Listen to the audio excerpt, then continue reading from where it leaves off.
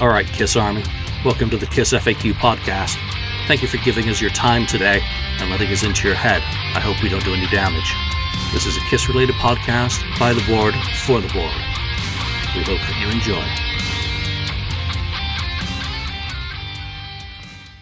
We'd love you to support this show. Please like, follow, and subscribe to us on Facebook, YouTube, and Twitter. Your likes and subscription helps us to grow and attract interviews and content. So please retweet and share our posts. Your contributions are appreciated. All right, welcome to episode, I might as well call this one 495 of the KissFAQ Podcast. I'm your host, Julian Gill. I'm solo today because this will probably not be a very long episode. I did get a mail call earlier during the week, and delivered to my doorstep was the new Kiss at 50 book by the mighty Martin Popoff. And I thought it'd be just good to give a bit of a review of it. I'm not going to be doing any show and tell really on the inside of it. There are sample pages that are available for you to view on the Amazon book site and elsewhere. But I am a firm believer, that when authors put out these books, it's nice to not see them immediately scanned and shared online. And that's as someone who puts out books as well. But, it's not often that I do get a chance to purchase a book that I've been looking forward to. It's the 50th anniversary of the band. Their anniversary date is 12/31, so December the 31st, because obviously that was the date of their professional debut, which came right at the end of their club era. At the Academy of Music, New York, opening for Iggy and a whole bunch of other bands at night. So, that's their 50th anniversary. But this year has really been kind of lacking in terms of official Kiss product to celebrate the milestone. And we've been celebrating milestones, throughout 2023 as they've hit, whether it was the January 30th, live debut of Kiss, whether it was their first stand at the Daisy, the Coventry, when Bill Aucoin met the band, when they went into the studio, is just about happening now 50 years ago.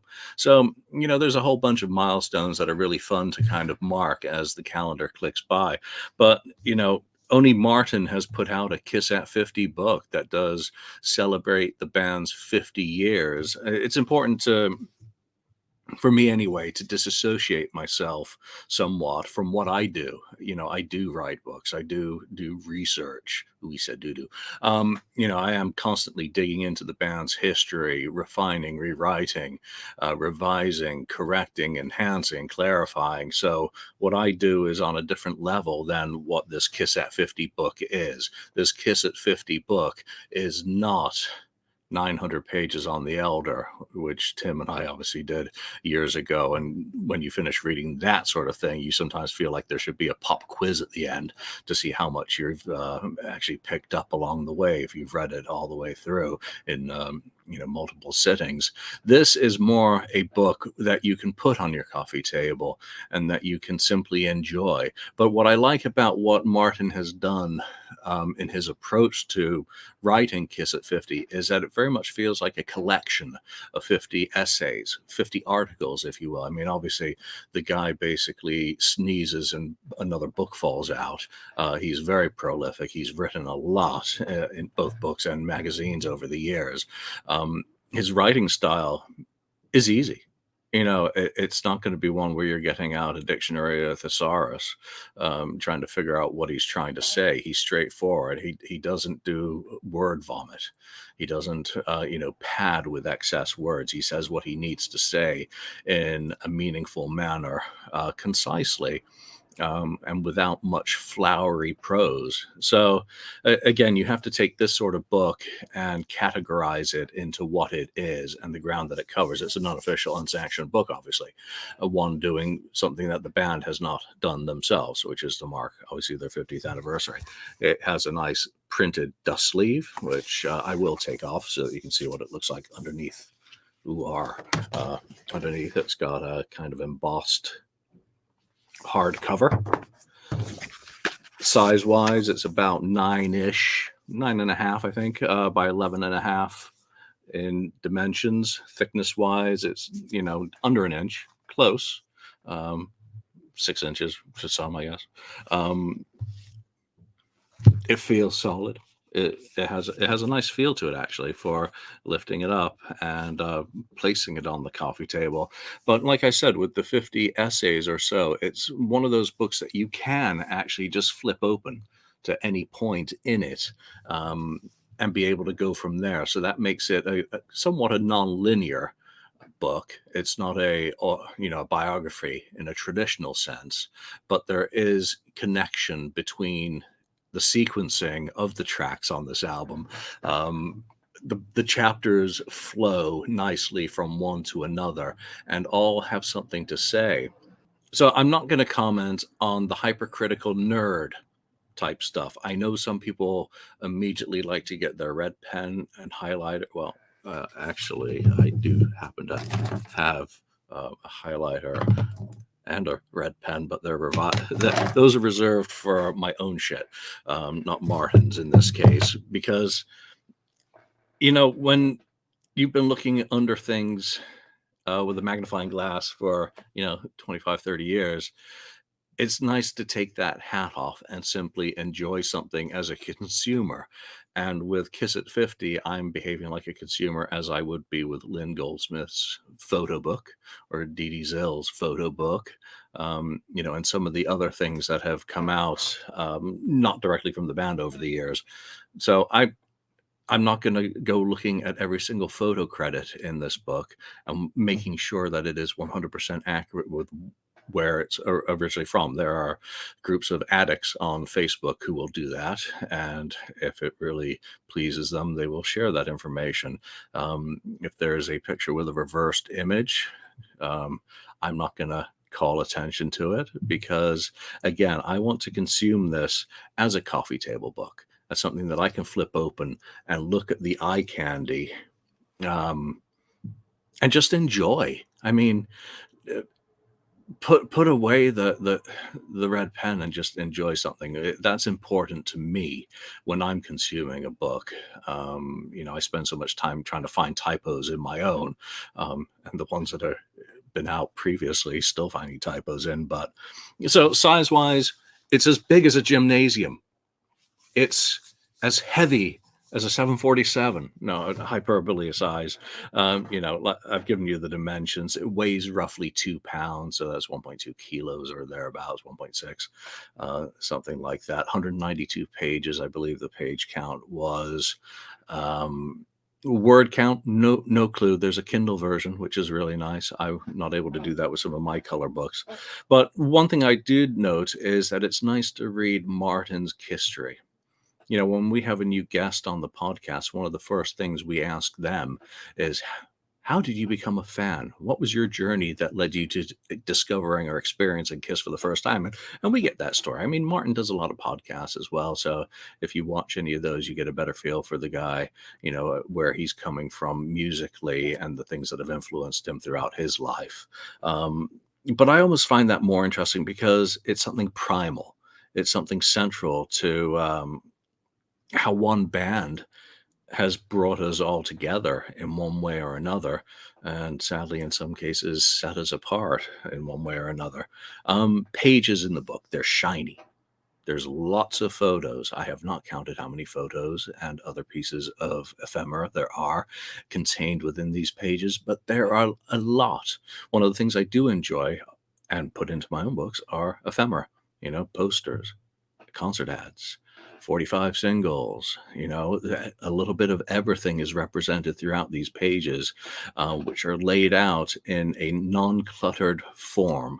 The design aesthetic, I'm not going to call it minimalist. I'm going to call it, well, just uncluttered, I guess is a good way of describing it. The text size is a little bit small for these eyes now, but it's not as bad as some are. I think I already mentioned that it's comprised of 50 mini essays or so. For most fans, it is not going to break new ground. That is not its purpose. That's not its design. It is, again, a celebration of, essentially 50 milestones in 50 years. Bringing it all together in a book that isn't the size of an Encyclopedia Britannica set. You can always write more, but do you need to? No, you have to decide what you are writing and the audience to whom you are writing or for whom you are writing. And this book is going to be seen in Barnes and Noble. It's going to be seen in the remaining bricks and mortar stores because, again, that is the nature of it. So there are probably many Kiss fans who will receive it because a loved one or a friend saw it and thought of them. And that's always a nice surprise, even if you've already purchased it, because it's the perfect sort of product that does remind people that Kiss exists. So it's not the Rosetta Stone. It's more a statue, a monument to the persistence of this wacky and lunatic band that we all still enjoy. I say it's concise in its presentation without becoming overly academic. It's easy reading for the generalist, and I found it fun reading, and I don't think I'm a generalist.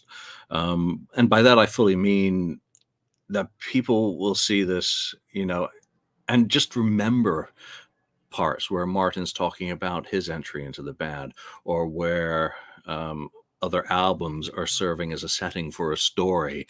It brings you in and you think about your own, or you have parallels that you're thinking about as Martin writes about those vignettes. It's a cute touch. It's very twee to have the chapter titles borrow from the song titles. But as someone who has Danger Zone and Odyssey, and hopefully War Machine, guilty as charged, my lord. The sections I flow nicely. Again, while it's non-linear in that sense, there's a good flow and ebb to the book. All that supporting imagery helps contribute to the story that's being told. There's a beautiful fold-out section in the middle of the book, which provides something of a timeline. Album covers, that's one bone, is the Alive album cover. I don't know what the story is with that one, but whatever it is, I like it. I like how, there's like a remaster cover used for one album, which had a different logo. But again, that's the nerd stuff that normal people aren't going to notice and polite people won't mention. So there is all that. What are some of the vignettes contained in here that kind of appealed to me on, first reading? And I still have to go back and really look at it in, a little bit of a slower speed, but I did want to be able to, give it a review so that people can decide, from my opinion. Hopefully don't listen to my opinion, make up your own. Don't put this on me, whether they're interested in purchasing it. Standout, Larry Harris, the now late Larry Harris. And his section on Casablanca Records really make it more than just that coffee table book that I've described.